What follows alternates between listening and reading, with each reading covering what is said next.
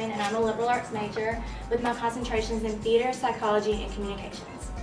And when I tell people that, the first question is, okay, so what do you want to do with that? Because looking at it doesn't really seem like they fit together, but for me it's more of a story. It was how I found my purpose in life through the development of my different concentrations. So when I came to Shorter University, the first thing I wanted to do was pursue an acting career, and so I chose theater. And I loved being up on stage. I loved entertaining people and really making them laugh, as you can see from some of the pictures. But some of the things that I learned in theater were also really applicable in my daily life, like public speaking skills. So I learned to talk to people and get in front of a crowd and enunciate, which I'm working I'm really working on because I have a bit of an accent. And the public speaking skills I found that I really enjoyed cultivating. And I learned about empathy.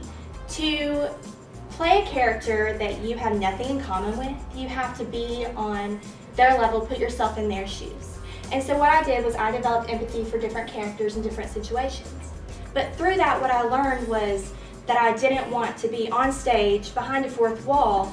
I wanted to be engaging with people in their empathy. I wanted to experience what they were experiencing, and I didn't want to just listen. I wanted to be an advocate for them.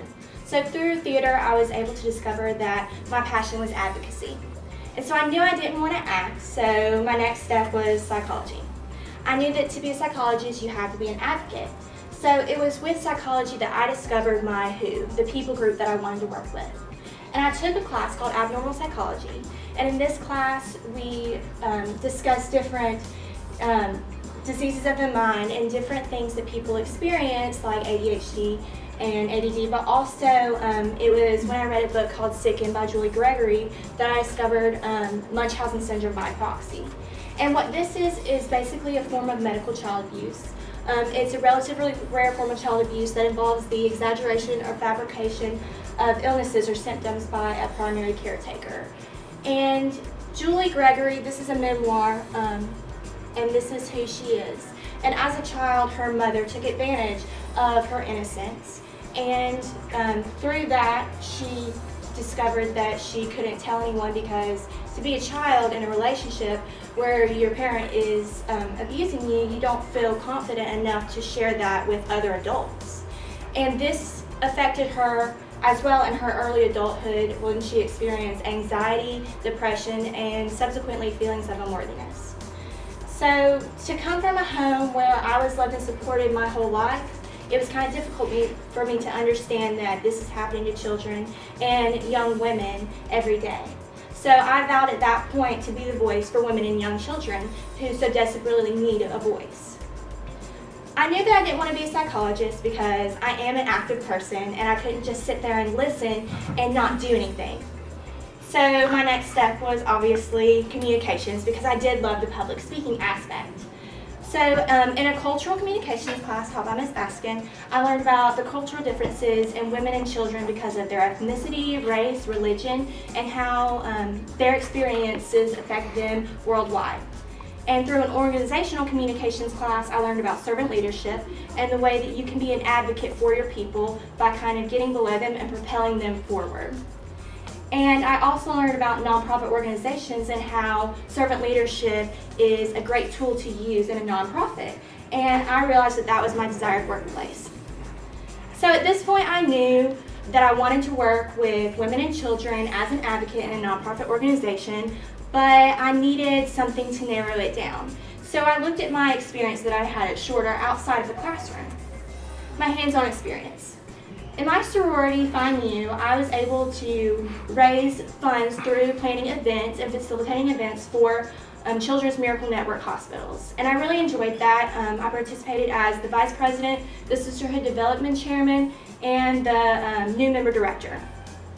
And through Find You, I was able to participate in the All Greek Organization Panhellenic as President and Treasurer, in which I was able to facilitate and plan events for a nonprofit organization called Circle of Sisterhood that benefits women internationally who are in need of aid.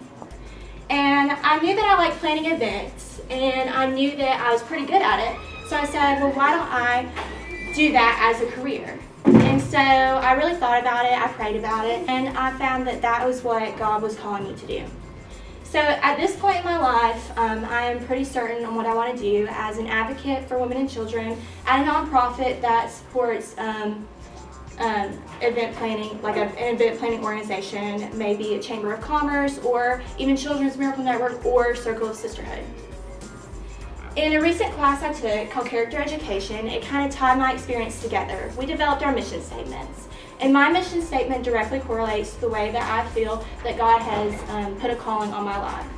And I just like to end with that. So my mission statement as I go forward, as I graduate in May, is to live a life God has given me with positivity, to grow in spite of adversity, and to always find the value in others. Thank you.